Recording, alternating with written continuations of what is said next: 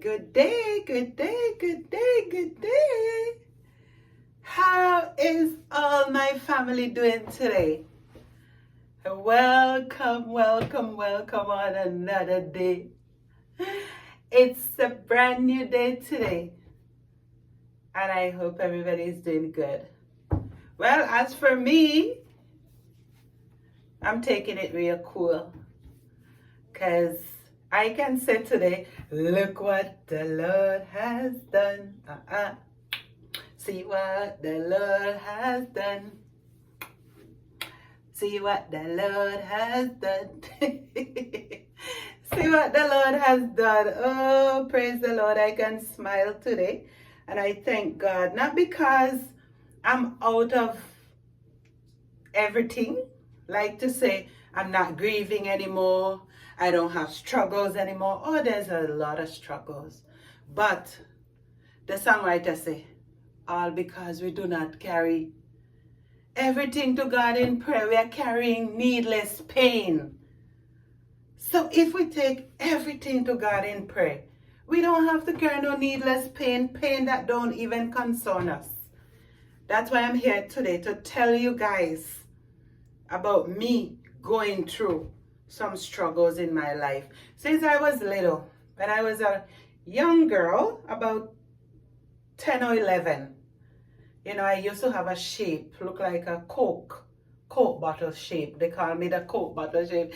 Because up here used to be small, and down there I have hips and other things, right? So I used to look good when I was much younger.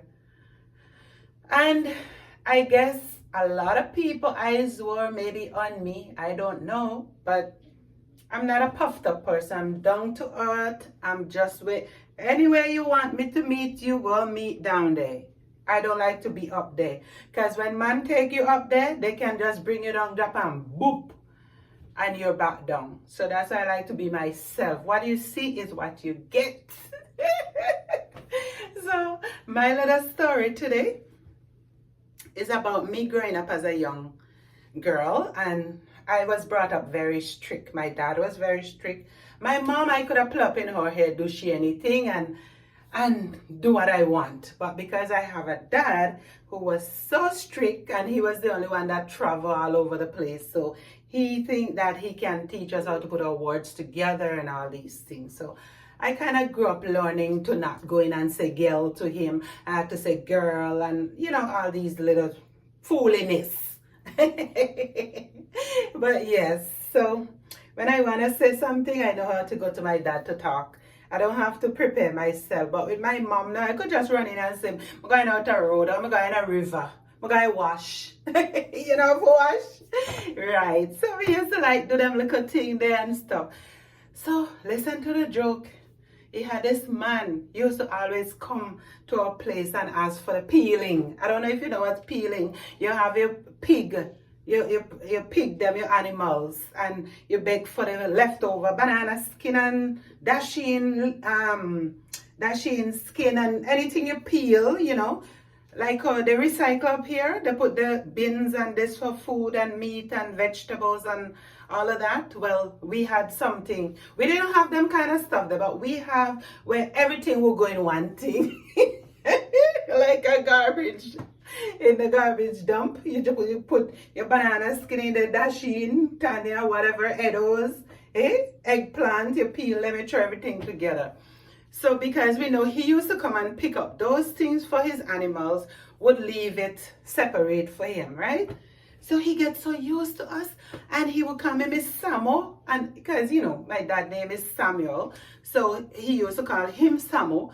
And then when he see me now, he said, "Little Samo." Or Miss Samo. I don't know how me become Miss Samo for him. He started to grow me up big, like, because he have an intention. So he friend up and, oh, hi, Miss Samo. Hello. I'm just saying, hello, Mr. I don't want to call their names because I don't want to, say nothing right now because I never really talk about it. But because I'm so strong, I help myself to tell people when I see abuse, when I think that they want to come to me with something, instead of running to my dad, I defend myself. Because my dad have a cutlass, in a machete, And that is say just cut people with if they bother him. He's like I chop them up if they bother him. So I never want him to chop up nobody because me deal with peace and love, you know. From since I'm young, I loved easy going. I don't want to cause confusion. I don't want my name called to say I'm in any commerce, making commerce or carry go bring come, you know, because I have a strict father to keep up to with how he wanted to grow us. So this time now, this man, he gets so used to us and we get used to him too. And I thought he was a good neighbor. So I wasn't afraid of him or anything. So they started selling popsicle and stuff. And I went there to buy the popsicle. And I went up on the steps and it's at the kitchen door. I don't know if you know how they make the back door half and half. Half in the bottom, half and two half in the top. So I went at the back door there, which is a kitchen, to ask for the popsicle. I go up on the steps. I go up and I ask for the popsicle. He said, oh, come in. Don't, it's okay. I'm not biting. Come in. Outside hot. Come in. Let me get the popsicle. How far here for go for that popsicle? The fridge is right there. I should come in for the popsicle. So anyways, I went in and I stand up at the door. The man hold on my hand, pulling me in. Oh, yes, I want to sell you the popsicle, but I don't want to charge you. It's for free. You're nice girl, eh? I said, yeah, but I'm just here for the popsicle. He said, well, if you could have come around here, I would sit there till I take it out. I'm like, no, I'm just here for the popsicle. But I sense something else. He want to know if he could just touch my breast. Me got a little baby thing, just a peep out. They can't see them through my clothes. He want to touch. Listen to me, have some predators out there, see? As soon as you look like your face smile a little bit, they're ready for ask you a question or for do something with you. Don't trust nobody, the children, them, you know. You see, me never go home and tell my daddy them stuff there now because me know how he would feel. And me, it was hard for me to live with it because the man still coming in the yard to pick up the peeling them, you know. And each time me hear call out to Mr. Samo in the yard, me gone in the little house go hide because we have a little house and, you know, me going in there go hide. Me don't want to see him. It's shameful. For see, he want to take me into his bedroom because his wife gone a river, she not come back now. Eh? What a thing at that age. This man wanted to do this to me. Anyways, he gave me the popsicle. And when he gave me the popsicle, the man come bust big kiss on my neck when me going through the door. I was so upset. I feel like I didn't want to vomit. I said, what a thing. If I go home and tell my dad this now, what gonna happen here? Big thing gonna come out. And sometimes people think you're lying. But it's not. But you see, I tell him out. I tell him that wasn't nice what he did to me. And I said, I feel like telling my daddy because, you know, that wasn't nice. And he begged me pardon. He said he's very sorry and please don't tell my dad. And I had to keep that secret and watch this man still coming there.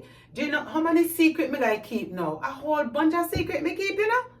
But the reason why I keep those secrets was because I was able to tell him for myself how I feel and what he shouldn't have done. Because I'm just a child. And a lot of these things are going on today where people are molesting people, children, and all these things. And you can't, it's like you're afraid to talk, you're ashamed. You become ashamed now. Like, what did I do now? I have to keep this? I have to hide this? I can't even pinch mommy to tell mommy what the man did to me. You know? And this thing is affecting a lot of our little children. They have to hide up because they're afraid to tell. I didn't have no teacher to tell. Teacher, when you go to school, they hit you in your back. When you say something, you get something wrong. All the maths you do, anything you do, they hit because they had the right at that time to beat. So it was so hard for me to struggle with these things when I see, and this was the first attempt with anything. I still have more where it was more serious. But when you guys hear about it, you know, me had a lot of things to talk about, you know. But I am just here to warn you and to tell you, be friends with your children. Don't be serious. Because I remember when my children were growing up and they come home and say a bad word or something, I said, what was that you say? And they tell me again. They said it like nothing to me because I was somebody who they could talk to. So I said, what was that? And I'm laughing because I want to be friends with them to hear what they have to say. If you're way too serious, you're not gonna hear enough. You think you're smart because you're serious? No, that's a foolishness. You have to give me a friend with them and say, hey, so they did say that. And they started to tell me all the other rest things. Sometimes, listen, we have to, what they say you have to do again? You know, have to tie, there's different ways to choke a dog. You know, have to tie the rope around your neck. Be friend with your children. Be friend. Because they will have a lot to tell you. There's a lot of things. When they're afraid of you, they're not going to tell you. And if my daddy was something I could have run to and tell, and it wasn't being like that for us to know that he have a cutlass where he can use to chop up people, we don't tell him everything. But mommy now, the reason why I didn't want to tell mommy would have just bust it out and tell him, now come back in my yard, you're a nasty man. Because I don't tell him out, I felt good. It's good when you could stand up for yourself. Not all children can stand up for themselves like that. I would have get used and abused by how many big men who they had their eye on me. So I'm just giving you a message out to tell you, be friends with your children so you can know everything what's going on. Then they're not going to hide the things them from you. I get tricked by that too. Sometimes I want to play serious and I don't hear things. But I learn that is not smart. Be friend with your children. If they're little girls, be little girls to it them. If they're little boys, be little boys to it them. Yeah? Don't let them have to hide anything because they're troubling boys, they're troubling girls. Nobody escape out there. It's a wicked world. Yeah? And so, when they get loud, we have to be the light to come out and say what is going on. Even on the computer, the phones, the TV, whatever they're watching, sometimes they get exposed. But I never grew up with TV or get carried away by anything, any devices, because never grew up with that. Me light lamp, put oil in a lamp and all them stuff there. So I never really get to be computerized in them kind of area there. So what I want to tell you today, be the parent that God wants you to be, because they're not your children, you know, are God's children. He bless you and lend them to you. So don't own them. They're not yours. You just have to be that person who can lead them and train them in the right way. Because I say you should train up a child in the way they should grow, so that even when they're old, they will not depart from it. Training up a child from their little. Listen, if you have a little dog, a little puppy, and you let that dog keep going up on the table from a little baby, and you never stop it to say, no, you don't go up there. That dog will go up on there. The puppy will go up on there, on the table, and stay on there until it get old. All it get old, is still will climb up on there. When you get pick me them, you carry them up there too. So I'll have a on the table. Like front runner. You hear me? So make sure we train them, because God gave them to us for us to mentor them and to teach them and lead them into the right path. Because even if me never grew up and swear and all those things, so even I'm big now, I'm not gonna say them, because I have the fear of the Lord upon my life. I get to realize that when you have the fear of the Lord upon your life, you won't say and do every and anything like what the world is doing. Like, you will be different. And even if you were trained in that right way, where you see the right things, but now you grew up, you drift away, but it's still instilled in you, where you're going to know to do the same right things, even you're a big man or big woman. Like you would still help someone to hold the door for them. Or you will still try to reach things on the shelf for them. Like I go into the stores and know to pick up stuff on the floor. Somebody throw that there. They drop it there. I say, you know what? If I don't pick this up, maybe by the time I go around the corner and come back, someone put it back there and I'm just going to go buy it because it was on the shelf. So we don't know. It's what goes around comes around, right? So it's good for us to just do the right thing. And as I said, guys, this is one of my story again. I hope you enjoyed. I have lots. It's always June Journeyhood. And thank you guys again, all my subscribers, my beautiful family. I call it my family. You know you're always welcome right here, this close, right next to June, okay?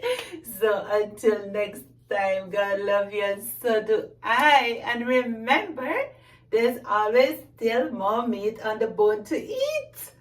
So eat all you can. And what you can eat, just can it. Can it. Until next time. God bless you.